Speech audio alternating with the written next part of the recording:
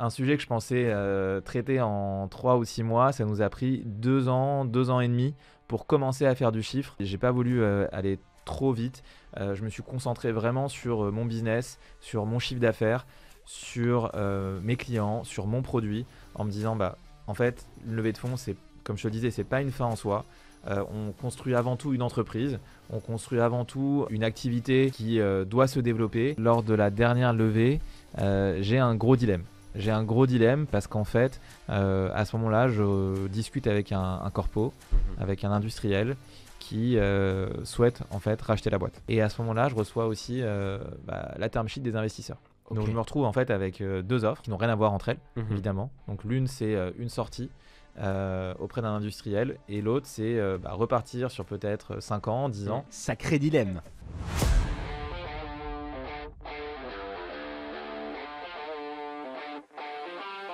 Bonjour à tous et bienvenue sur Let's Find Out, le podcast qui transmet les expériences de levée de fonds des entrepreneurs de l'écosystème. Je suis Jérémy Navon, le fondateur de Pitch My Startup. Et depuis des années, j'accompagne mes entrepreneurs à préparer leur rencontre avec les investisseurs. À chaque épisode, je m'intéresse au parcours d'un entrepreneur et aux grandes étapes de ces différentes levées de fonds. Attention, vous êtes sur le point de découvrir l'envers du décor. Qu'est-ce qui se cache derrière les millions d'euros levés et les articles élogieux que vous voyez passer tous les jours dans les médias. On estime souvent à tort qu'elles font la valeur des startups et qu'elles permettent de mesurer le degré de réussite des acteurs de l'écosystème. Mais qu'en est-il vraiment ? L'objectif de ce podcast, vous faire découvrir des entrepreneurs exceptionnels et leurs aventures de levée de fonds. Pourquoi ont-ils levé ?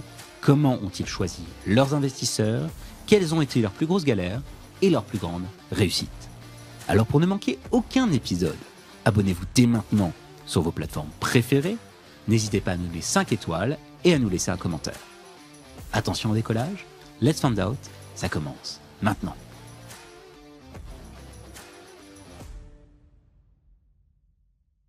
Alors aujourd'hui, je suis ravi d'accueillir Nathaniel Philippe, serial entrepreneur, CEO et fondateur de A-Team. Salut Nathaniel. Salut Jérémy. A-Team, c'est un des leaders de l'expérience collaborateur en France. Votre plateforme SaaS est un outil au service de l'onboarding et des moments clés du collaborateur dans l'entreprise. A-Team est une startup que tu as fondée en 2017. Vous êtes aujourd'hui 40 collaborateurs au sein de l'entreprise.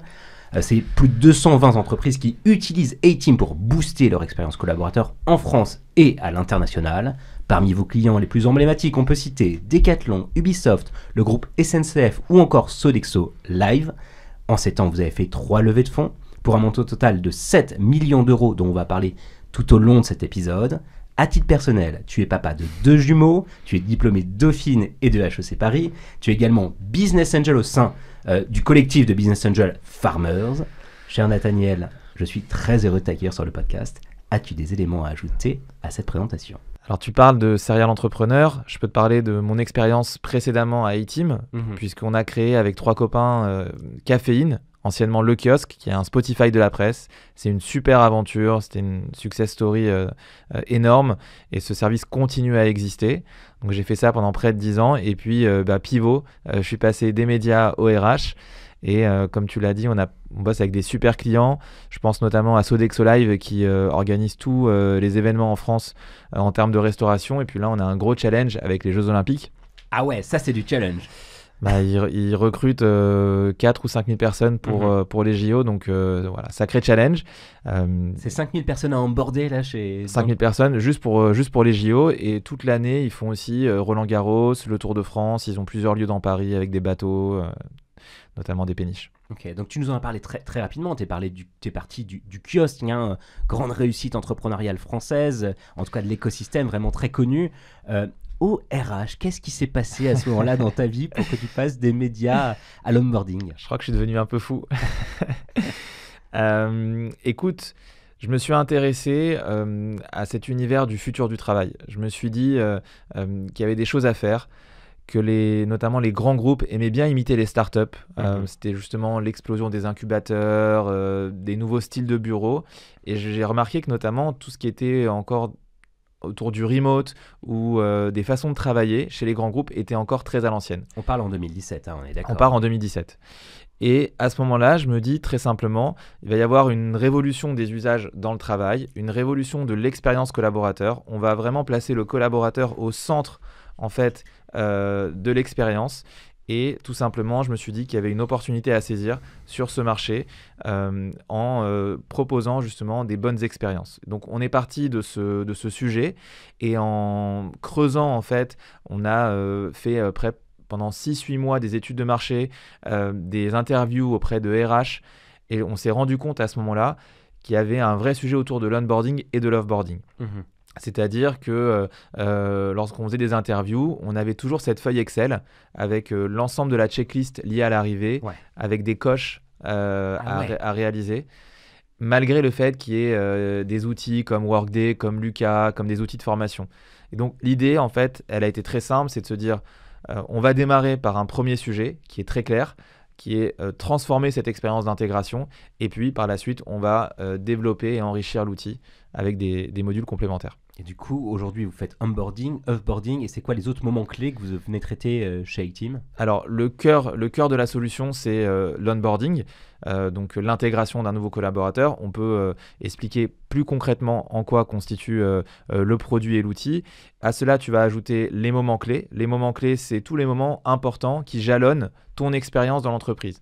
Par exemple, quand tu changes de poste, quand tu deviens manager, quand tu deviens papa ou maman, quand tu reviens suite à ton congé long, ou quand même tu pars de l'entreprise. Donc tous ces moments clés, c'est pas forcément du quotidien, c'est plutôt des moments qui vont façonner, dont tu vas te rappeler, des milestones. Ça peut être ton anniversaire. Voilà. Donc tous ces moments-là vont être gérés dans l'outil. C'est le cœur de métier de A-Team. À cela, on ajoute 2 grosses briques. En réalité, on ajoute une brique documentaire. Donc tu peux en fait gérer les contrats de travail, les promesses d'embauche, les avenants, les courriers. Donc c'est très développé autour de la gestion documentaire. Et on a également développé un hub d'accueil, un petit peu façon intranet où tu peux diffuser du contenu. On intègre de l'IA avec un chatbot qui aide les collaborateurs à poser des questions, un peu un chat GPT interne. Voilà, donc il y a pas mal de modalités. Ce qui est hyper excitant d'ailleurs, c'est qu'en fait on démarre sur un premier sujet et derrière on arrive à ajouter des briques et à développer ce qui rend le sujet hyper passionnant et excitant. Ouais. Et évolutif au fil du temps. Aujourd'hui, c'est déjà un succès. 220 grandes entreprises vous suivent. Vous êtes 40 collaborateurs de façon à grandir et arriver déjà à la situation actuelle. Vous avez forcément dû lever de l'argent pour une plateforme SaaS. Vous avez fait 3 levées de fonds. Vous avez levé 7 millions. Est-ce que tu peux nous faire un peu la chronologie de ces différentes levées de fonds ? Bien sûr. Alors, au départ, quand on a démarré la boîte, puisque j'ai mon associé Tony Caron, qui est le directeur technique de l'entreprise, qui est également au capital, on a tout de suite en fait travaillé avec des business angels qui avaient investi dans Caféine, dans le kiosque. Donc ça m'a aidé en fait très rapidement. Ils avaient fait un beau multiple, ils étaient très contents de l'aventure Caféine. Donc clairement, ça m'a aidé tout de suite à démarrer avec une dizaine de BA. Et donc on a fait la première levée quasiment à la création en fait de A-Team. Ah ok, d'accord. Directement. Et après, très vite, on s'est rendu... Et vous avez, pardon, excuse-moi, du coup, vous avez levé combien à ce moment-là On a levé 300 000, 300-400 000, ouais. Ok. Donc ça nous a tout de suite permis de... voilà, on a recruter. Pris des bureaux dans un cowork, rue Greneta, pas très loin du studio. On était vraiment en mode start-up, on a démarré d'une feuille blanche. Bon, l'histoire, on avait un produit au départ un petit peu différent puisqu'on était très centré chatbot et on a finalement un petit peu fait évoluer le produit autour de l'onboarding. Et après, deuxième levée, je dirais début 2020, on a closé en 2020 un tour d'1,2 million, plutôt des family office. Okay. Des family office, des gros BA qu'on est allé voir et je pense qu'on parlera de cette levée qui était assez rocambolesque. Et dernière levée en date, début 2022, donc une levée de 5 millions d'euros en equity qu'on a complété par de la dette. Et très belle levée avec des investisseurs top à la fois en France et à l'international. Donc on pourra, je pense, un petit peu revenir sur ces étapes. Tout à fait. Hein. C'est entre autres un des objets de ce podcast Ok. et de cet épisode qu'on a ensemble. Du coup, je me permets de revenir sur ces différentes levées. Première levée, de façon à lancer la boîte, 300 000 euros. À ce moment-là, j'imagine que tu utilises cet argent essentiellement pour recruter. C'est de la tech, très clairement. On construit le produit, on cherche notre market fit, on tente différentes pistes, et puis on voit qu'il y a vraiment ce sujet autour de l'onboarding qui prend très vite en fait. On a tout de suite plein de clients qui veulent participer à l'élaboration du produit, et donc les principaux recrutements, c'est du product et de la tech. Ok. Et c'est ce qu'on entend en fait.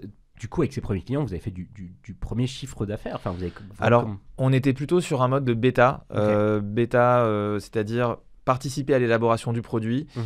Et justement, ça a été une phase qui a été assez dure parce que, en fait, la construction d'un outil d'onboarding, tu peux penser que ça va prendre quelques mois, c'est assez simple. Et en fait, quand tu rentres dans le sujet, ça devient assez complexe. Et donc, un sujet que je pensais traiter en 3 ou 6 mois, ça nous a pris 2 ans, 2 ans et demi pour commencer à faire du chiffre, pour vraiment créer un produit qui est consistant, qui apporte beaucoup de valeur pour les clients. Ok. Il fallait vraiment aller au-delà de la fiche Excel. Hein. Il fallait aller bien au-delà, et avec des enjeux assez clés, notamment autour de la taille de boîte à laquelle tu t'adresses. C'est-à-dire qu'aujourd'hui, si tu es une PME, c'est assez simple en fait, en termes de structure organisationnelle. Par contre, dès que tu vas t'adresser à des boîtes multisites ou des grands comptes, tu as des enjeux de permission, de sécurité, qui font que c'est pas du tout la même architecture produit. Et c'est vrai que par rapport à la typologie du produit qu'on vend, qui est de l'onboarding, plus tu as de volume, plus c'est pertinent en fait d'avoir un outil d'onboarding. Donc très vite en fait on s'est positionné sur du grand compte et forcément ça nous a obligés à poser une architecture produit hyper costaud avec des enjeux, comme je te le disais, de permission, de data control, pour vraiment répondre aux besoins de ces grands comptes. Alors comment vous avez fait pour tenir presque 3 ans, en tout cas 2 ans et demi, sans lever, alors que vous aviez que 300 000 euros? Ça paraît difficile à comprendre. Alors en réalité, la levée de fonds, on l'a officialisée en 2020, mais en fait, ça a été plusieurs tranches qui sont arrivées sur 2019 et 2020. Ok. Donc la levée d'1,2 million, qui est la deuxième levée. Très vite, en fait, on s'est rendu compte qu'il nous fallait justement plus de sous pour pouvoir continuer ce développement. On a fait hyper attention. Moi, c'était ma deuxième boîte. Donc forcément, tu vas plus rapidement sur les aides. Tu vas plus rapidement sur... même moi, j'ai mis aussi un investissement important dans l'entreprise pour démarrer. Évidemment, tu ne te salaries pas les deux premières années. Donc en fait, voilà...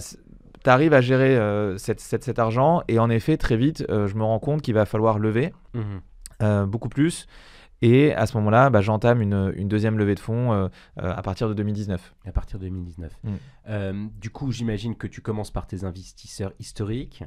Tout à fait. Qui remettent au pot. Certains, oui. Certains. Et est-ce que certains t'ont fait des intros auprès d'autres investisseurs ou là, pour le coup, tu as fait un vrai roadshow sur cette levée de seed en 2020 Alors... Il y a clairement eu un investisseur clé qui m'a fait une intro auprès d'un autre investisseur qui a été pour moi game changer en fait, puisqu'il m'a débloqué concrètement, je dirais 50% du montant de la levée. Voilà, puisqu'il gérait en fait plusieurs family office et il a pu du coup débloquer un certain nombre d'investisseurs très intéressés par le projet. Bon, ça c'était un peu la fin de l'histoire, mais si je rembobine, c'était pas si simple en fait de lever sur du early stage malgré le beau succès de Caféine. Les VC par rapport à notre sujet, ils étaient un petit peu perplexes sur la taille de marché, sur différents sujets, donc je me suis vite rendu compte que c'était un peu trop early en fait d'aller voir des VC, donc je me suis orienté vers d'autres types d'investisseurs. Et des fonds early stage à Paris. À ce moment-là, on a justement un fonds, c'est pour ça que je te parlais un peu de Rocambolesque, qui se positionne et qui nous envoie une term sheet. Attends, là on parle du coup du seed Toujours la même levée de 2020. On est d'accord, de 2020. De 2020, je suis sur cette levée-là, donc c'est pour ça que je t'ai parlé de la fin de l'histoire, qui se termine bien, mais en réalité, si je refais le film, ça a été un peu le parcours du combattant, donc justement, on va voir différents types d'acteurs, notamment des fonds early stage, et j'ai ce fonds qui nous envoie une term sheet avec qui, on a quasiment, on se met d'accord. Et puis, en fait, les discussions sont un petit peu compliquées, ça prend du temps, il y a des allers-retours. Et moi, je commence à me dire, mais attends, là, le timing, ça va pas, je suis pas hyper à l'aise, je suis pas en confiance. J'avais cette précédente expérience où je me disais, j'ai envie d'avoir des investisseurs avec lesquels je suis vraiment prêt à partir sur 10, 15 ans, 20 ans. L'association, c'est un mariage en réalité. Et tu as envie d'avoir des gens bienveillants qui vont t'apporter et pas te sentir avec tout de suite des bâtons dans les roues. Enfin, voilà. Et finalement, j'arrive via un de mes investisseurs historiques à rentrer en relation avec un autre investisseur dont je t'ai parlé, qui gère plusieurs family office.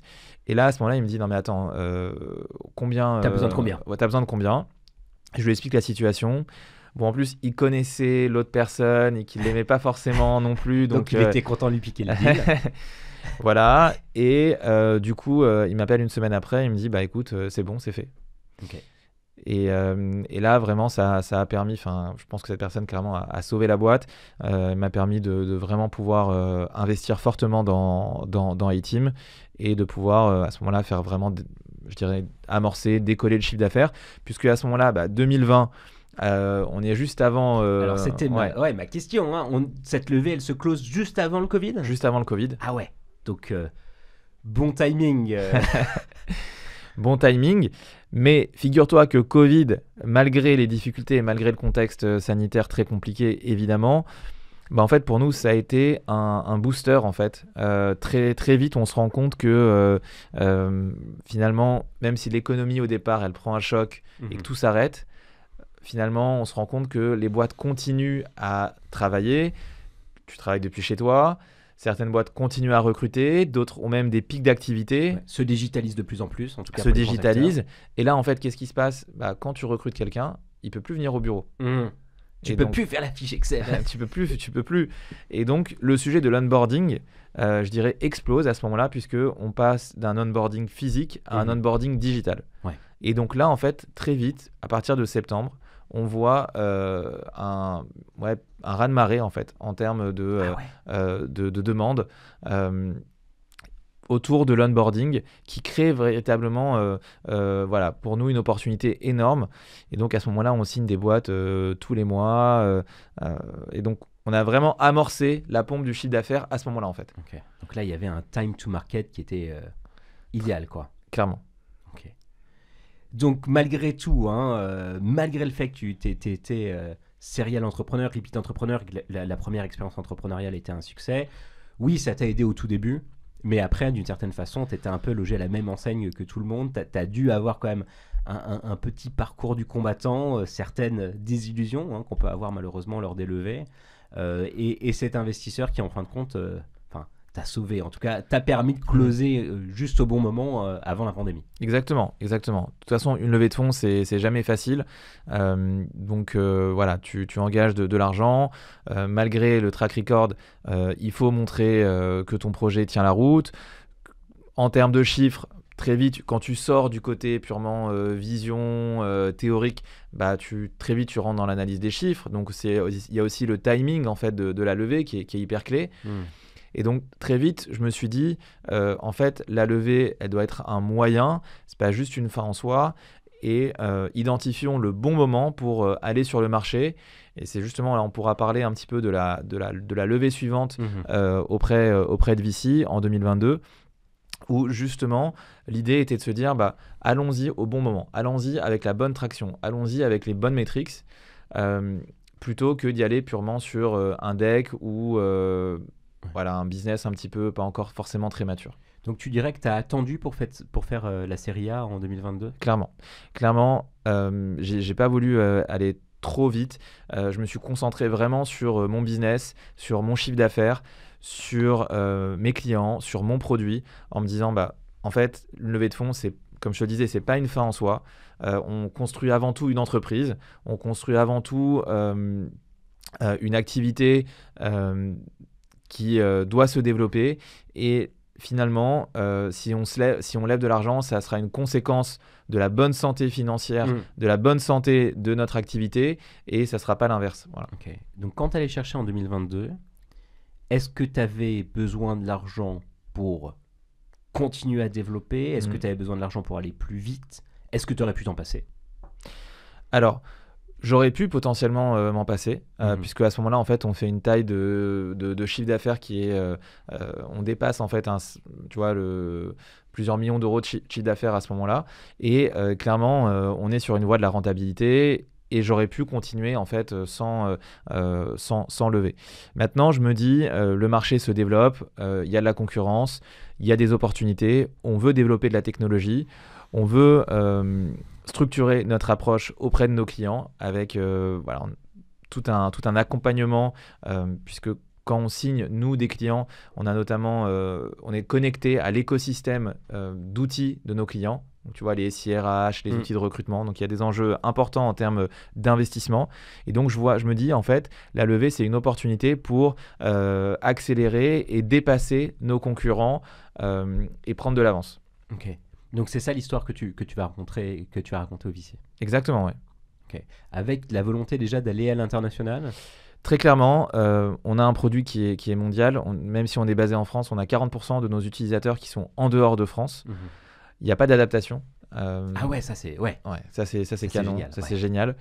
Et donc je me dis, on peut en effet commencer à développer l'international, notamment avec nos clients, puisque nous, encore une fois, on s'adresse à plutôt des grosses boîtes, je dirais à partir de 800 000 collaborateurs. Et elles ont toutes des filiales. Je te parlais de Decathlon, mais par exemple, avec Decathlon, on a signé Decathlon Inde, Decathlon Mexique. Ah ouais. On a une dizaine de pays, les Baltiques, la Slovaquie, la Roumanie. Ubisoft, ils sont basés partout dans le monde, aux États-Unis, au Canada, en Australie ou en Inde. Donc, clairement, on a un sujet qui est mondial et on se dit, à ce moment-là, on peut sortir un petit peu purement de la France, en fait. Ok. Donc du coup, quand tu shortlistes les investisseurs que tu vas chercher pour cette série A, qui t'a dans ta shortlist? Qui t'a envie d'aller convaincre? Alors, en fait, fait, ceux que tu as convaincus à la fin. L'idée, c'était j'avais pas forcément des noms en tête. Je suis passé à ce moment-là, je me suis fait accompagner par Chausson Finance, qui m'a aidé en fait à structurer mon process. Ça a été très utile, notamment sur toute la partie data room et création de documents. En revanche, sur la partie pitch et roadshow, ils sont jamais venus avec moi sur un roadshow, si tu veux. Il n'y avait pas besoin parce que j'avais déjà mon expérience, j'avais déjà levé, je sais parler à des investisseurs, donc j'avais pas de besoin à ce niveau-là. Par contre, ils m'ont ouvert des portes sur un certain nombre d'investisseurs. Et là, je dois dire que clairement, on a de la demande, on a plusieurs marques d'intérêt très fortes. Et voilà, ça a été une levée ça reste toujours difficile, une levée de fonds, mais je dois dire que quand même, au bout de quelques semaines, voire quelques mois, on a déjà un peu une idée de qui va se positionner et assez facilement, en fait, on arrive à avoir des term sheets en fait, de VC. On était aussi sur des croissances énormes, assez fortes à ce moment-là, puisqu'on était sur x3, x4 en termes de chiffre d'affaires. Donc, ça se passe très bien côté business. C'est une période aussi 2020-2021 un peu phare en termes de levée de fonds où il y a beaucoup d'argent, tu as des taux d'intérêt à 0%, donc les gens cherchent à investir, tout le monde se passionne pour la tech. Mais malgré tout, moi, je reste assez rationnel dans mon approche et j'essaye de pas non plus trop partir dans les tours parce que, en termes de valo, par exemple, parce que je sais que derrière, quand même, ça a des conséquences. Et donc, j'applique une approche qui reste assez rationnelle et peut-être rassurante aussi pour certains fonds. Et du coup, toi, ta levée de fonds, tu l'as fait avant ou après le basculement? Parce que 2022, c'est là que ça se passe. On close en fait en 2022. On communique en 2022, en fin janvier, février 2022. Et en fait, si tu veux, si je te fais un peu le rewind de ce qui s'est passé, en fait, en novembre 2021, on sait avec qui on va partir en lead. Et à ce moment-là, moi, je décide de compléter le tour avec d'autres investisseurs et notamment des experts aussi du SaaS et du RH. Donc, par exemple, on a les fondateurs de MoveOne, de Combo Snapshift, Jonathan Azoulay de Talent que tu connais, qui est venu sur le podcast. Hein. Si vous voulez écouter son épisode, il est exceptionnel. Que j'ai écouté d'ailleurs, et je salue John que j'adore. Et donc, il rentre dans la boîte. L'idée, c'était d'avoir des experts aussi qui peuvent m'accompagner. Et d'ailleurs, John m'a beaucoup coaché et mentoré pendant près de 2 ans. Et je décide à ce moment-là aussi d'ouvrir le capital à d'autres investisseurs. Et on fait rentrer un investisseur espagnol, un fonds espagnol qui s'appelle All Iron Venture, qui est basé notamment à Bilbao. Et un super fonds qui rentre aussi au capital avec cette idée d'avoir quelque chose de plus international et pas simplement franco-français. Et ce fonds espagnol, tu vas le chercher comment ? Alors, justement, c'est là où tu vois le travail de Chausson a été intéressant, c'est qu'ils m'ont aidé à sourcer différents fonds. Ils cherchaient des opportunités d'investissement en France. Le fit est très bien passé. Bon, moi, j'ai vécu en Espagne, à Barcelone. Je suis parti aussi vivre en Amérique du Sud, en Argentine, pendant quelques temps. On parle espagnol. Le contact passe très bien. Et à ce moment-là, on arrive à finaliser un tour avec ces fonds-là. C'est qui le fonds qui a été dit ? Parce 300, c'est 360 Capital. Donc c'est un fonds historique qui est un des premiers fonds de VC en France. Un très beau fonds, très bonne réputation, qui est un fonds franco-italien, donc qui a été fondé par un Italien, Fausto, qui est un Romain, et qui a un bureau donc à Paris, historique, avec notamment Emmanuel Lévy qui dirige le bureau. Donc, vous levez ces 5 millions d'euros en 2022, juste avant le retournement. Hein, et ce qui est intéressant, c'est qu'à chaque fois, tu nous parles du process, de la façon dont ça a avancé, le moment où ça a été closé, et tu nous parles à chaque fois du moment où ça a été communiqué. On voit qu'il y a une vraie stratégie derrière ça. Comment vous communiquez à chaque fois que vous faites une levée de fonds ? Comment vous pensez cette communication et pourquoi vous la faites comme vous la faites ? Bon, en fait, quand tu annonces une levée de fonds, c'est une opportunité de communication, tout simplement. Donc, c'est une opportunité de créer du buzz, créer des RP. D'ailleurs, on peut parler, est-ce que c'est bien finalement de célébrer autant ces levées de fonds parce que clairement, derrière, il y a des enjeux et on l'a vu avec la crise. La levée de fonds n'est pas une fin en soi et ça a une responsabilité pour les investisseurs, pour les entrepreneurs aussi de à quoi on s'engage en fait quand on fait rentrer un fonds d'investissement. Tu t'engages à avoir des retours qui ne sont pas juste du x2, x3. Il faut aller sur du x10, du x100. Tu as des investisseurs qui communiquent où ils veulent du 10 billion. En fait, même le 1 billion, ça leur suffit plus. Et toi, quand ils sont rentrés, c'est du 10 billion qu'ils voulaient ? Justement, moi, en gardant cette ambition, j'ai aimé ce côté où ils n'étaient pas purement dans la théorie à dire non, mais attends, nous, c'est 10 billion ou ça sera rien. Je t'avoue que je trouve ça un peu ridicule. Quelle boîte font 10 billion quoi. Il n'y en a pas beaucoup quand même. Il n'y en a pas beaucoup, mais en fait, si tu fais une 10 billion, ça te rembourse ton fonds sur 10 ans. Et je peux comprendre cette logique de 10 billion. En tout cas, c'est de se dire au moins de calibrer une ambition qui peut te permettre d'aller à 10 billion. Mais en tout cas, on garde cette ambition avec A-Team d'être une licorne un jour. Mais en tout cas, on était assez alignés avec le fonds et ça s'est fait assez naturellement. Tu parlais de communication. Oui, en fait, l'objectif, c'est de se dire comment maximiser ton impact, comment maximiser ton attractivité auprès d'employés, comment en interne créer de l'émulation. Et donc finalement, la levée de fonds, c'est aussi un moyen de pouvoir réaliser tous ces objectifs. Et ça demande d'avoir une approche assez structurée en termes de com pour maximiser ton impact. Donc oui, entre le moment où tu closes et le moment où tu communiques, il peut y avoir un délai. Parfois, j'ai vu certaines boîtes avoir un délai de 1 an. Ah ouais. Et donc chez vous, vous mettez vraiment vous mettez le service com sur le sujet, vous préparez une stratégie de com, vous vous staffez en ERP à ce moment-là ? On prend à ce moment-là une agence qui nous accompagne sur les RP. Je me rappelle, on a fait une vidéo d'annonce, un blog post qui explique pourquoi on lève des fonds. Et en effet, ça génère énormément de RP, de retombées derrière. Donc c'est très intéressant. Même en termes de business, pour vous, vous avez senti l'impact de ces communications ? En termes de business aussi clairement. On est passé dans des magazines comme Le Figaro, Les Échos. L'idée, c'est aussi de sortir un peu de la sphère tech ou de la niche tech. C'est aussi d'aller cibler des médias économiques. un peu plus grand public, entre guillemets. Et donc, c'est un bon moyen d'aller chercher d'autres types de médias. Ça vous a aidé aussi à recruter des talents à ce moment-là ou... Clairement, donc à ce Ok. moment, clairement, c'est game changer pour recruter des talents, c'est hyper rassurant. Et à ce moment-là, en effet, on est rentré dans une phase de scale où on est passé d'une quinzaine de collaborateurs à 40. Mhm. Tu mentionnais aussi le fait que vous avez célébré.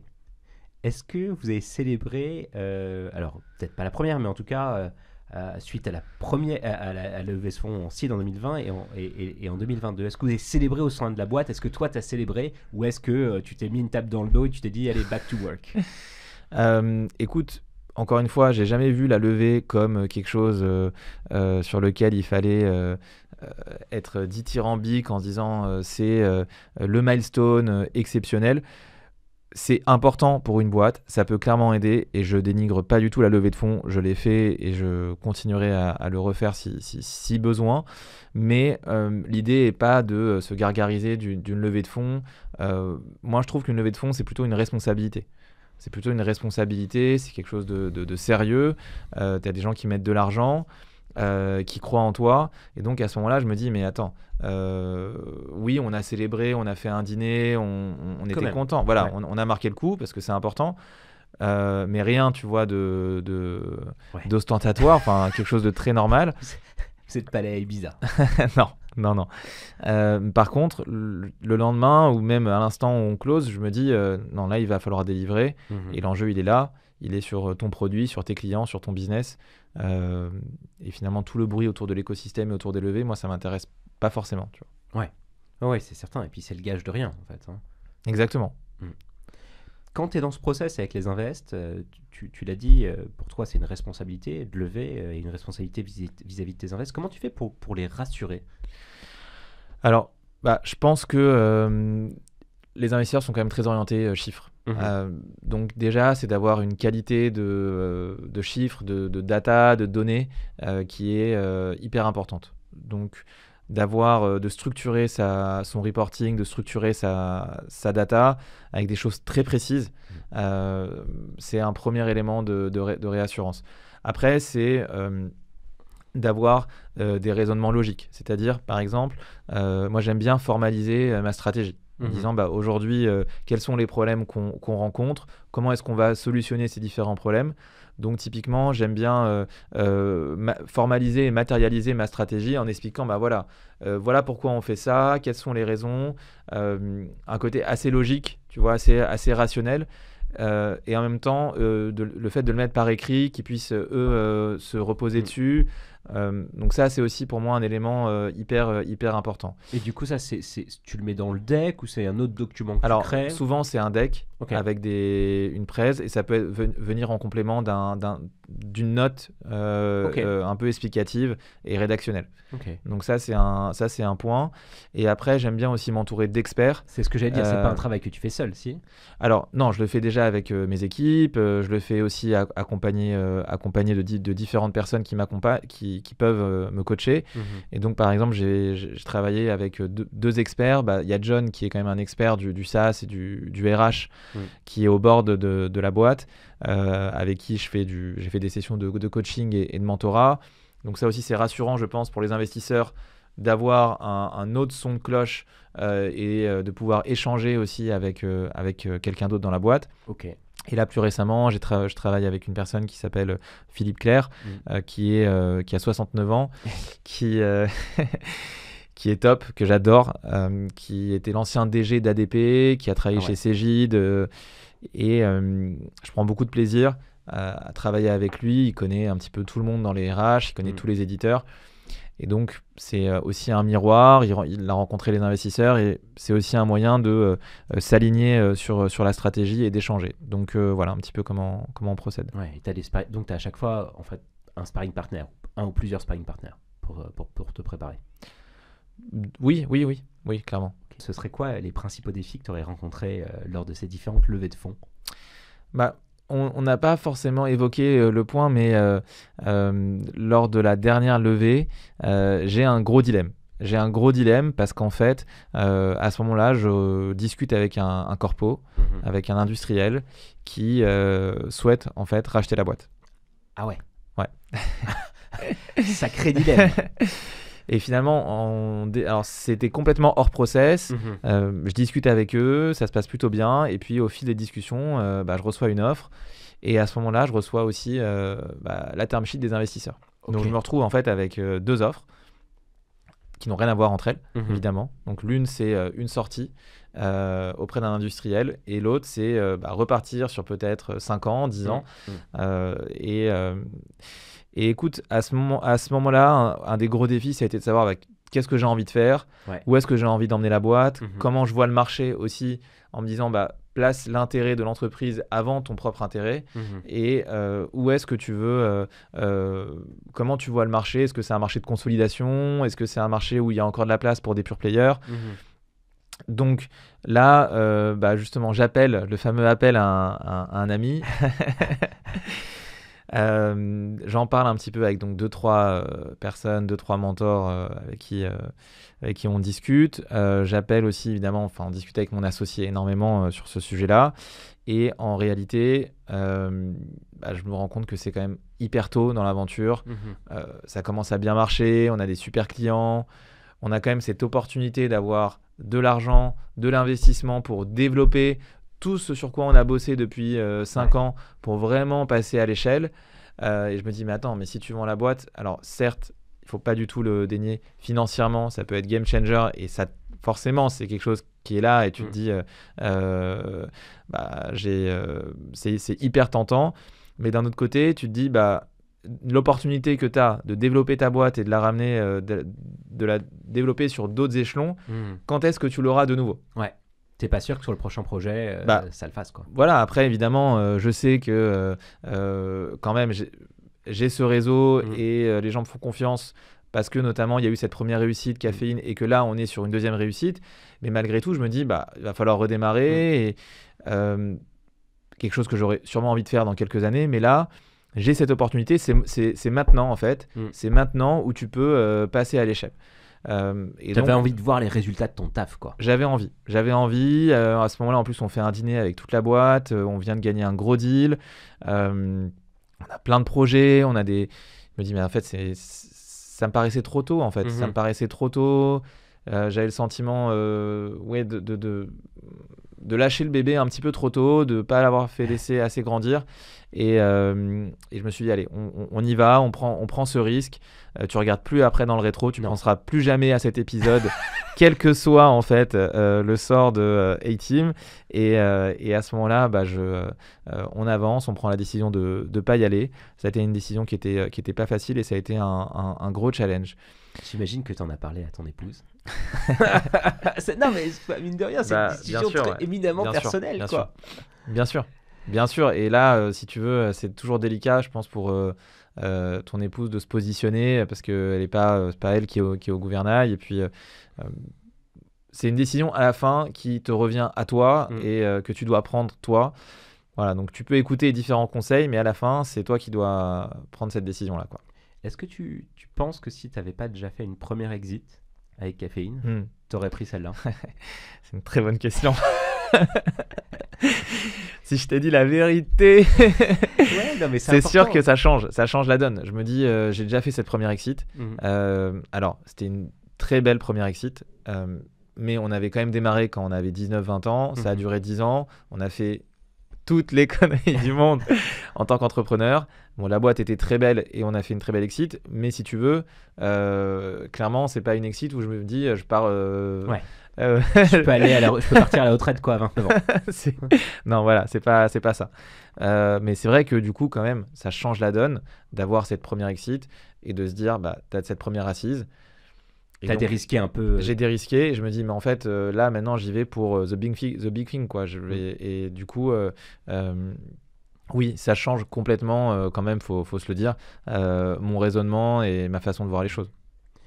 On parlait donc de ta famille, de ton épouse. Comment tu gères tes relations avec ta famille, tes amis pendant ces périodes de stress quand même, qui sont les levées de fonds? Je dirais qu'en fait, le stress pour un entrepreneur, il est un petit peu permanent. En fait, tu es toujours dans cette phase de stress, c'est comment tu peux craquer tes sujets. Je pense que c'est sûr que la levée de fonds, c'est aussi une période de rush.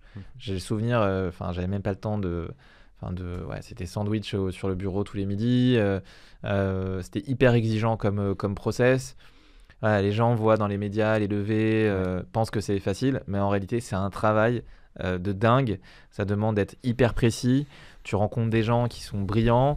Moi, j'ai adoré, franchement, j'ai adoré ce process. Ouais, t'as aimé ça? Parce que j'ai rencontré des gens top, des gens vraiment qui m'ont donné envie, avec qui j'avais envie de travailler. Je pense, peut-être je peux les citer, mais Martin Mignot d'Index. Qui revient, qu'on a eu dans le podcast avec Matera, un des derniers podcasts qui est sorti, et qui parlait de Martin. Ok, d'accord. Bah, tu vois, j'ai adoré. Nicolas Deboc, aussi de Raseo. Vraiment coup de cœur aussi. Et en fait, tu rencontres des mecs qui sont passionnants, avec qui tu peux échanger. Ça te donne aussi une vision un peu de recul sur ton business. Ça te permet de formaliser un certain nombre de choses. Et donc, j'ai trouvé ça hyper enrichissant en termes de rencontres et en termes de challenge. Et après, je trouve que ce stress, bah, tu l'as pendant cette phase de levée de fonds. C'est hyper intense. Tu fais que ça. Tu fais que ça? C'était 100% de ton temps? C'était franchement 80% de mon temps. Ok. Et du coup, comment t'as organisé la boîte pendant ce temps-là? C'était un peu, tu te défocuses, très clairement. Ok. Alors c'est pour ça que j'ai voulu prendre un lever pour m'aider sur la structuration des documents. Donc ça déjà, ça m'a fait économiser beaucoup de temps. Par contre après, quand j'étais en roadshow et que j'ai démarré mon roadshow, c'était du non-stop. Donc là, ce que tu fais, c'est le soir, tu rattrapes. Évidemment, tu bosses, tu vois. Est-ce que t'as pris un DG à ce moment-là, en tout cas sur la dernière levée? Non. Est-ce que t'as plus empoweré les équipes? Bien sûr. Tu mets en avant d'autres personnes qui prennent un peu des rôles de CEO. Je pense que tu connais, on en a parlé, Yael dans l'équipe, Yael Dahan, qui est là depuis 4 ans déjà et qui fait partie pour moi quasiment de l'aventure depuis le début, que je considère comme une de mes associées, qui est un élément clé que je trouve génial dans la boîte et qui était entrepreneur même. Elle a un vrai ADN, d'entrepreneur. Donc c'est un plaisir au quotidien de travailler avec elle et c'est vrai que typiquement c'est le genre de personne qui a pris pas mal de jalons pendant ce process. Donc tu nous as parlé du stress et c'est normal, c'est inhérent au process. Au-delà du sandwich, comment tu fais pour le gérer? Au-delà de travailler beaucoup, j'ai l'impression que c'est ça, être très prêt, travailler beaucoup, bien t'entourer, et ça, je sens que ça fait partie de ta recette. Est-ce que tu vas faire du sport? Est-ce que tu vas lire plus de livres? Est-ce que tu vas aller au ciné? Je pense pas, mais peut-être. Est-ce que tu vas prendre santé mentale, quoi. Des bains chauds le matin ou froid? Qu'est-ce que tu fais? Écoute, oui, clairement, j'essaye je pense que c'est hyper important de réfléchir à ces sujets-là. En plus, c'est le moment. Moi, j'avais des jumeaux qui venaient de naître. Ils avaient 1 an. Donc, voilà, si tu vas préserver un petit peu ta santé mentale, ta vie, comment tu compartimentes. Donc, oui, je fais beaucoup de sport. Tu vois, j'ai des routines de sport. J'ai un coach, je vais à la muscu. Ok, plutôt la salle pour toi, le sport? Courir. Okay. En termes de sport, je vais aller à la salle 2 fois par semaine, courir 1 fois par semaine et faire un tennis. Mais ça, c'est dans l'idéal. En réalité, tu vois, par exemple, le tennis, là, ça fait 6 mois que j'ai pas touché une raquette. J'ai pas du tout le temps. Il y a Roland qui arrive, là, c'était obligatoire. C'est catastrophique. Donc, j'essaye ça, c'est dans un monde idéal. Et c'est pour ça que la salle, c'est pas mal parce que c'est à côté de ton bureau. Ça dure 1 heure. Tu perds pas de temps, tac, et pendant 1 heure, tu t'es vidé la tête. Pareil, courir, tu descends en bas de chez toi, tu mets une paire de pompes et bam, tu vas courir. Ça te permet quand même de sécréter un peu de dopamine. Et ça, c'est hyper important. J'essaie de compartimenter. On est tous, je pense, avec le téléphone, coupé, de pas montrer aux enfants que tu es sur ton téléphone tout le temps. C'est très dur. Je pense à mettre une boîte à l'entrée de chez moi. C'est vrai, j'essaie de le mettre loin, pour me leurrer moi-même, mais je pense qu'à un moment, tu vois... Et tu vois, maintenant qu'on en parle, en fait, au tout début de la levée, première levée, où c'était un petit peu stressant, mais plutôt lié à qu'est-ce qu'on va faire, on pivotait. Je me rappelle avoir fait pas mal de méditation, de yoga. Ouais, c'était il y a quelques temps maintenant. Bon, honnêtement, j'ai pas tenu sur la durée, j'en ai fait 1 an ou 2. J'ai adoré. Mais après, c'est vrai que ça demande un vrai commitment, et puis faut être assez souple pour faire du yoga. Ouais. C'est très dur. Mais pour le coup, je pense que ça aide quand t'as des enfants en bas âge. Ouais. Donc on trouve des techniques, faire des balades aussi dans la nature, aller à la montagne, à la mer. Ok, donc tu arrives quand même à garder cette routine-là. Bah, j'essaye en tout cas. Je trouve que c'est hyper important, et je suis assez on va dire conscient d'avoir des moments où c'est le gros rush, et des moments où tu vas aussi te régénérer, ce qui va t'aider aussi quand tu vas être de nouveau dans le rush, pour être en forme et être impactant. Ouais, c'est essentiel. Est-ce que tu as eu des négos qui ont été hard, qui ont été durs, qui se sont fait vraiment... Très sincèrement, là, sur la dernière levée, ça a été. Je m'entends très bien avec nos investisseurs actuels. Ils ont été hyper... on s'est tout de suite compris par rapport à là où on voulait aller. Par contre, je te parlais de l'histoire en 2020, où justement j'ai eu cet investisseur qui voulait rentrer absolument, et puis les négociations ont traîné. Là oui, je me rappelle de négos assez durs. Je me rappelle de mon avocate de l'époque qui m'appelle en pleurs parce que la discussion s'est très très mal passée. L'investisseur qui m'appelle derrière, qui me dit mais c'est quoi cette avocate, ça va pas du tout. Donc ça, c'était un peu compliqué, et je me suis dit mais en fait j'ai surtout pas envie de ça dans ma boîte, et de travailler avec quelqu'un comme ça. Oui, c'est sûr. Qui terrorise les équipes. Voilà, mais parfois je peux aussi comprendre il faut savoir peut-être dire non à certains investisseurs pour pas qu'ils te pourrissent ta cap table, parce que je te disais c'est un vrai mariage, et puis tu as des investisseurs qui peuvent être assez difficiles, nuisibles, et à ce moment-là tu rentres dans un conflit de gestion interne, et t'es plus du tout focus sur ta boîte en fait. T'as combien d'invests aujourd'hui à ta cap table? Je te dis, j'ai 2 fonds, et je dois avoir une vingtaine de BA. Une vingtaine de BA. Est-ce que tu as eu... donc, est-ce que tu dirais que le rendez-vous dont tu viens de parler, toute cette négociation avec ce fonds d'investissement, c'est le pire rendez-vous?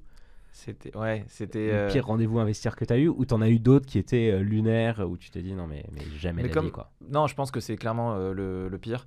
Mais comme je te disais, moi j'ai plutôt apprécié, et au contraire j'en tire plutôt des choses positives. À chaque fois, en fait, quand je rencontre un investisseur, tiens, j'apprenais quelque chose. Je trouvais que tu as une maturité dans l'écosystème. Tu vois, je pense naturellement à Boris Golden de chez Partech, que je pense que tous les entrepreneurs adorent. Je pense aussi à Headline. Jonathan Uzerovici. Jonathan Uzerovici qui est génial, qui est hyper jeune, et qui est brillantissime. Je pense à ces mecs-là que tu rencontres, et qui sont hyper inspirants. Donc non, moi c'est plutôt au contraire, plutôt quelque chose que j'ai apprécié, et des relations que j'ai tissées qui étaient assez cool. Je pense que ça fait du bien à entendre aux entrepreneurs qui nous écoutent, qui se disent qu'en fait finalement ça peut être un bon moment, passer avec des gens smart, où on prend de la distance par rapport à son business, et où on a des insights de grande qualité en fait. Ouais. Et je comprends aussi peut-être la frustration de certains entrepreneurs, où la barre pour lever auprès de VC est de plus en plus haute. Même si tu as eu un peu cette bulle entre 2020 et 2022. Je me rappelle d'un graphe de chez Point9 qui parle un peu du process de levée de fonds, où pendant 4 mois, en fait, c'est encéphalogramme plat. Et d'un coup, ça monte. Et là, tu déclenches ta levée, en fait, parce que tu as eu le bon contact, la bonne rencontre. C'est un petit peu ça, la levée de fonds. C'est une résilience de dingue. Être capable de traverser le désert pendant 4-5 mois. Et ça, en tant qu'entrepreneur, je pense qu'on est... c'est notre vie, en fait, cette résilience. C'est notre ADN. On sait faire. Mais parfois, peut-être, certains peuvent un petit peu craquer, et je peux le comprendre. C'est pas facile. Ouais, c'est la période de la traversée du désert. Mais il y a la lumière au bout et quand elle surgit, elle arrive très vite. Et à ce moment-là, il y a aussi ce côté qui peut exister chez les investisseurs, un peu moutonnier, Ouais. FOMO, clairement, qui est là. Il faut savoir jouer sur les bons leviers. Ça ne suffit pas, mais c'est aussi un process de séduction. Il faut savoir donner envie. C'est pas juste des métriques, c'est pas juste j'ai mon dossier. Non, c'est la relation que tu vas tisser, la façon de l'amener, l'histoire que tu vas raconter. Tu es un expert du pitch, donc c'est pas à toi que je vais raconter ça, mais c'est tout un tas d'éléments en fait. Ouais, c'est intéressant de l'entendre aussi par ta voix. Comment tu fais pour le coup pour transmettre cet élément supplémentaire qui va au-delà des chiffres, qui va au-delà du rationnel? C'est quoi ta façon de faire?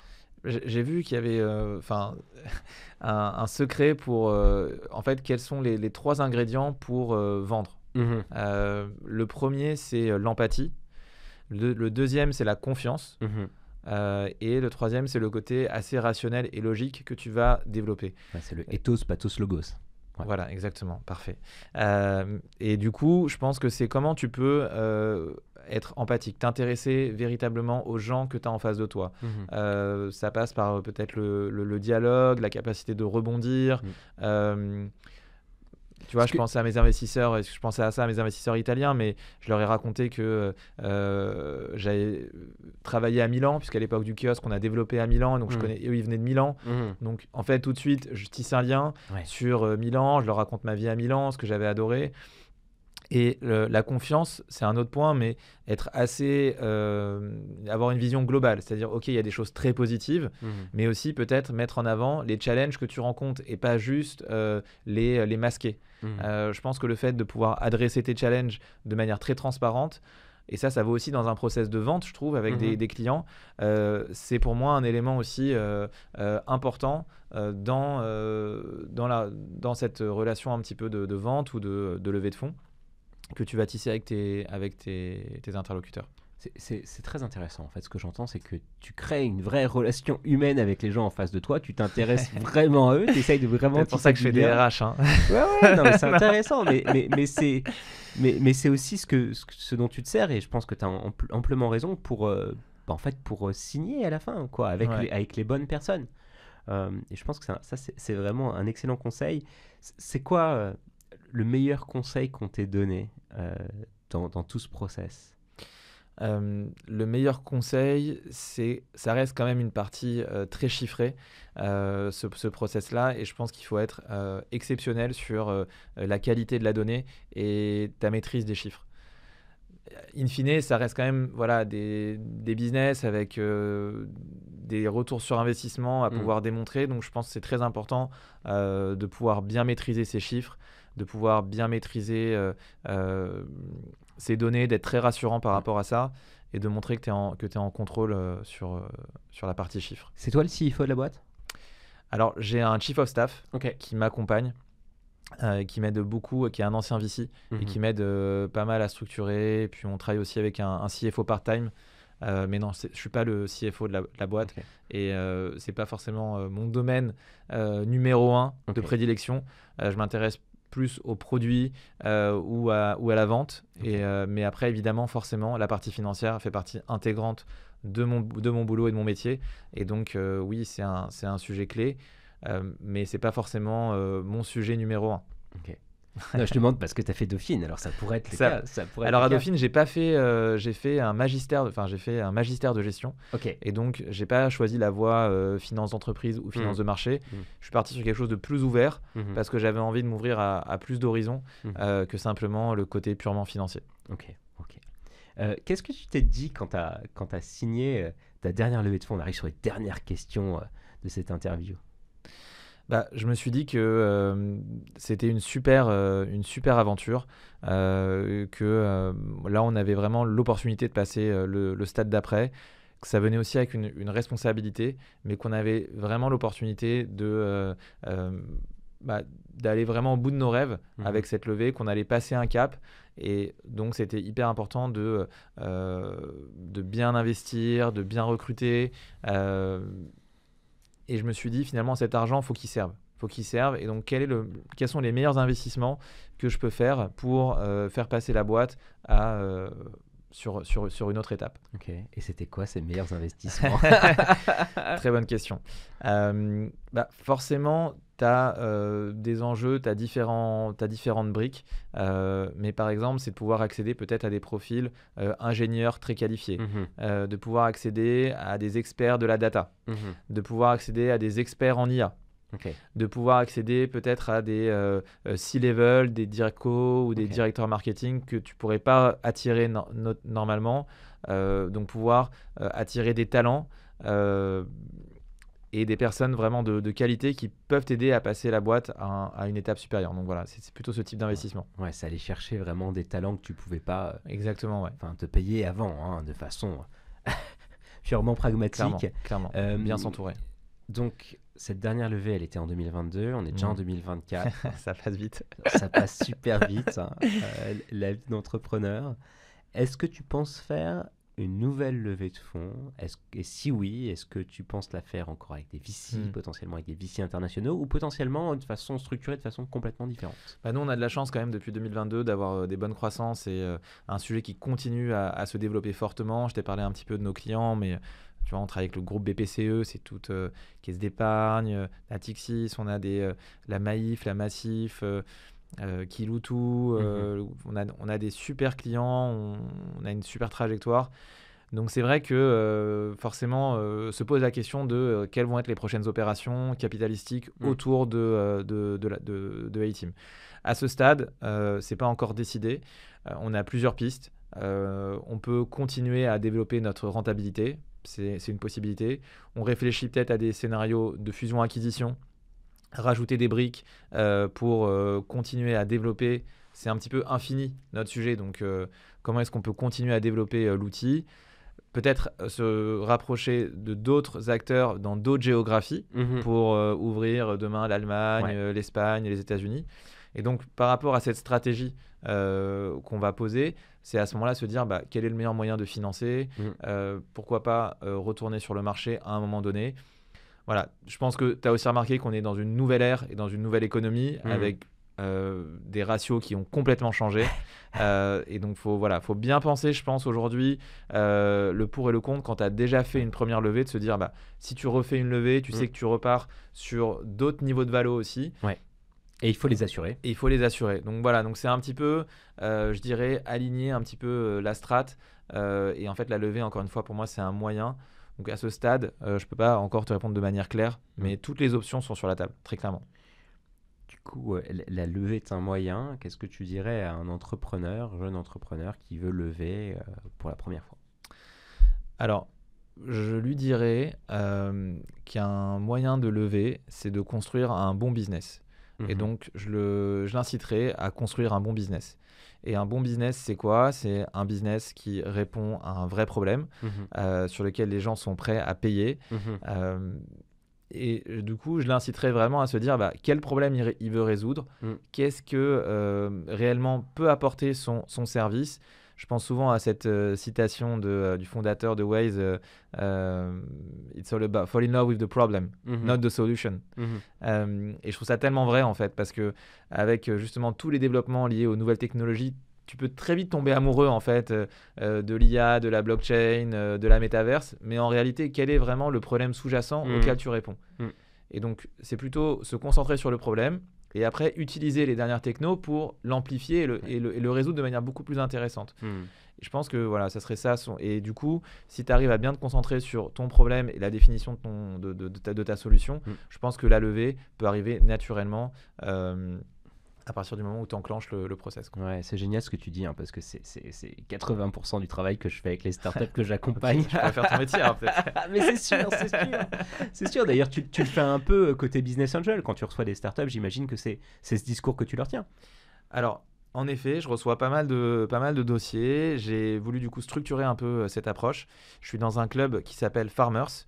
Donc, on est une trentaine en fait d'entrepreneurs. C'est que des entrepreneurs qui sont à la tête d'entreprises ou qui sont des key players dans des boîtes. Et du coup, je travaille avec Farmers pour justement sourcer des deals et réaliser des investissements. Donc ça, c'est un sujet que j'adore aussi et qui me prend pas forcément beaucoup de temps, donc c'est assez sympa. Et voilà, c'est principalement. C'est cette quel type de façon-là. boîte, du coup, si on pense aux entrepreneurs C'est assez qui peuvent nous early. écouter. C'est assez early. Ok. C'est parfois même pré-product. C'est du seed, pré-seed. Ok. Vous Donc, mettez des tickets de combien? 150 000 entre 50 et 200. Ok, ouais, c'est ça. Ok, donc très, très intéressant. Dis-moi, est-ce que tu as un shout-out, un remerciement à faire à un ou plusieurs des investisseurs qui t'ont accompagné jusqu'à maintenant? Je te dis, j'ai pensé notamment à cet investisseur qui m'a énormément aidé pour trouver justement ces différents ce family office qui a investi. Donc lui, clairement, je lui dois. C'est qui? Je pense que je peux dévoiler. Enfin, il s'appelle Olivier Lazare. Par contre, je pourrais pas forcément dévoiler l'identité des investisseurs qui représentent, mais il y a des stars et des artistes, tout ce que je peux dire, qui sont très sympas. Et il y a également, je pense, Loïc Ménel, qui est un super business angel, qui était là depuis le début aussi, ou Cyril Cotu. Des mecs très bienveillants, très brillants, donc je pense vraiment à eux parce que c'est ces gens qui te font confiance quand t'as pas grand chose et qui misent que sur toi en fait. Alors ouais, c'est évident, hein. Les premiers ils ont encore plus de mérite. C'est clair. En parlant des business angels qui sont les tiens et entrepreneurs, hein, Ouais. c'est entre autres en écoutant Jonathan Azoulay sur ce podcast de Talent de Taillot qui est un de tes business angels que j'ai pensé à t'inviter, cher Nathaniel. Et si toi tu devais recommander un des entrepreneurs autour de toi, un entrepreneur que tu aimerais écouter à ce micro? Je pense à deux personnes que j'apprécie beaucoup. Je pense à Olivier Kahané et Simon Histolainen, je pense que tu le connais. Olivier Kahané qui a fondé le Collectionniste et qui maintenant, tu vois, qui est une super success story et qui maintenant aussi repart sur un play un peu différent qui rachète des boring business. C'est un peu le truc à la mode. C'est tellement à la mode. Ça et l'industrie. Ça, ouais. Justement, si tu veux parler de ce type de business, je pense que c'est la personne idéale pour ça. Et Simon qui n'en finit pas de surprendre, je pense, ses potes, qui après avoir fait My Major s'est lancé dans le cinéma, a fait de la prod et puis maintenant là relance une boîte dans la biotech. Il vient de lever 15 millions pour soigner le cancer, pour trouver une cure contre le cancer du pancréas. Et donc assez incroyable aussi sa capacité de rebondir et puis d'aller traiter des sujets qui sont hyper impactants et pour le coup avec vraiment une utilité énorme puisque ça serait incroyable de trouver un remède contre ce cancer. Ok, ouais, c'est certain. Du coup, on leur envoie en live les invitations en espérant les recevoir très bientôt sur le podcast. En guise de conclusion, 10 questions potentiellement un peu plus personnelles. Tu les traites vraiment, tu y réponds comme tu le souhaites. Première question, c'est quoi ta plus grande fierté? C'est assez cliché, c'est mes enfants, ma famille.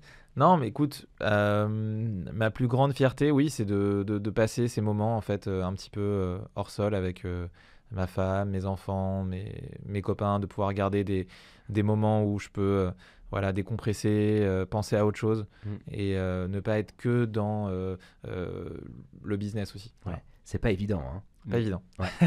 Je te confirme. Est-ce que tu as un plus grand regret? Un grand regret, écoute, à ce stade-là, comme ça, je suis pas sûr d'y penser. Peut-être, non, j'avais quelques stock options supplémentaires que j'aurais pu exercer de ma précédente boîte, que j'aurais dû exercer, mais voilà, c'était une autre époque. Ok, non, mais ça compte. Quelle est la personne, le film, le bouquin qui t'inspire le plus? Alors, je pense à ça en termes de films, j'aime beaucoup tous les films de Christopher Nolan. Christopher Nolan, je trouve ça, je suis un passionné. Interstellar, Oppenheimer, tous ces films, je trouve que c'est un génie du cinéma. T'as le temps d'aller un peu au ciné? Un petit peu, pas énormément. C'est bien, c'est mieux que pas du tout. Moi, je n'y vais plus à part pour voir des films pour enfants le dimanche avec mes enfants. Mais ce qui est génial aussi. Hein, mais... Je comprends.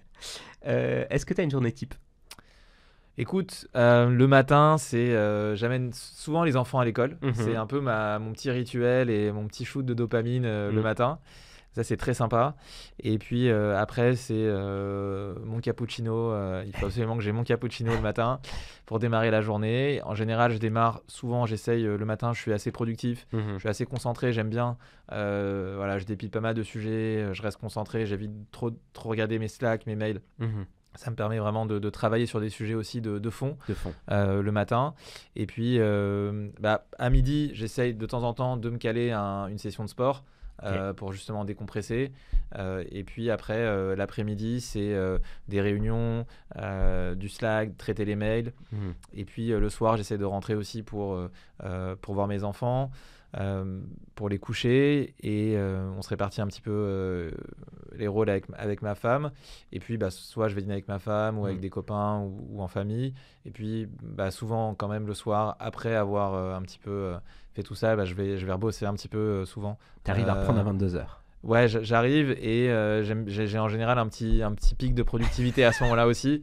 Donc ça me permet de traiter pas mal de sujets et j'évite de me coucher trop tard parce que sinon après je suis un peu je suis vite claqué le lendemain. 21h30, c'est plus ou moins l'heure à laquelle on s'est eu hier soir pour préparer ce podcast. Voilà, ouais. Et effectivement, il était beaucoup plus frais que moi.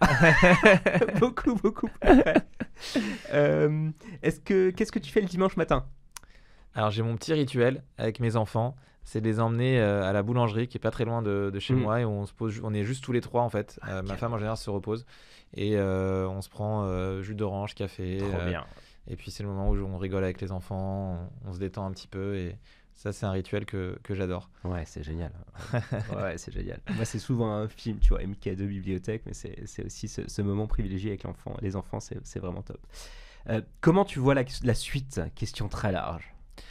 Écoute, finalement, je me dis aujourd'hui ce que je sais faire et ce que j'aime faire, c'est construire des produits, utiliser l'innovation, utiliser la technologie.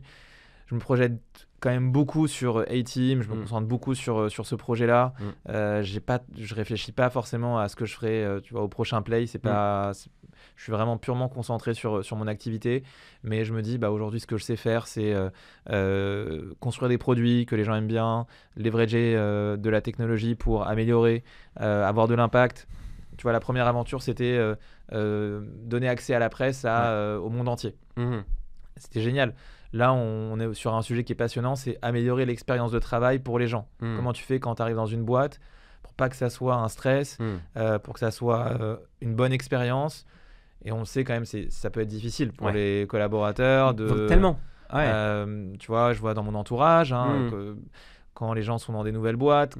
Et en fait, tu as aussi après la suite, une fois que tu es dans l'entreprise, comment tu peux améliorer cette expérience. Moi, ce qui m'intéresse, c'est ça, c'est de pouvoir avoir de l'impact, traiter des problèmes qui peuvent vraiment être intéressants pour les gens. Et donc, j'aimerais bien continuer peut-être, tu vois, il y a des sujets qui m'intéressent, la santé, la transition écologique, la santé mentale, mais voilà, la nutrition.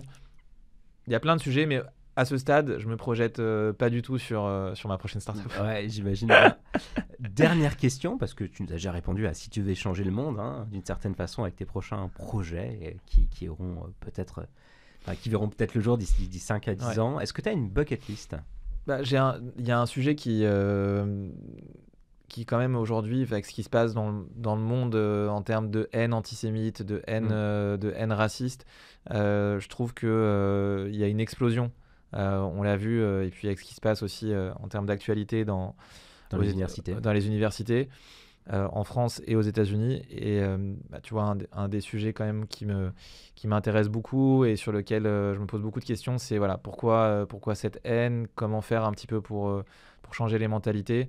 Alors je sais pas si c'est un peu la bucket list, mais c'est travailler sur réfléchir, notamment à l'ère des réseaux sociaux.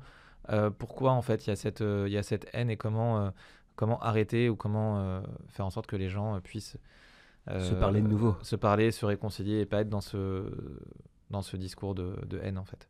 Ouais, voilà. Je pense qu'on est pleinement dans l'actualité du moment. Merci beaucoup Nathaniel merci à toi pour cet échange.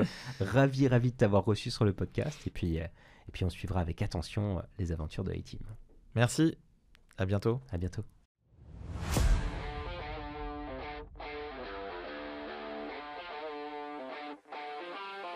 Chers auditeurs, merci de nous avoir écoutés jusqu'au bout. J'espère que vous avez passé un bon moment en notre compagnie et que vous avez appris plein de choses sur la levée de fonds. Si ce podcast vous a plu, aidez-nous à le faire connaître. Parlez-en autour de vous, à vos amis, à vos proches, qu'ils soient entrepreneurs en levée de fonds ou tout simplement curieux d'entrepreneuriat et d'innovation. Abonnez-vous dès maintenant sur vos plateformes préférées pour ne manquer aucun des prochains épisodes. Donnez-nous 5 étoiles et surtout n'hésitez pas à mettre un super commentaire. C'est essentiel pour nous afin de gagner en visibilité et faire découvrir le podcast au plus grand nombre. Vous pouvez également bien sûr nous suivre sur LinkedIn, Instagram et YouTube pour découvrir les coulisses du podcast, continuer nos échanges et nous proposer les entrepreneurs que vous voulez absolument entendre à ce micro. Il me reste à vous donner rendez-vous au prochain épisode. À très bientôt sur Let's Find Out.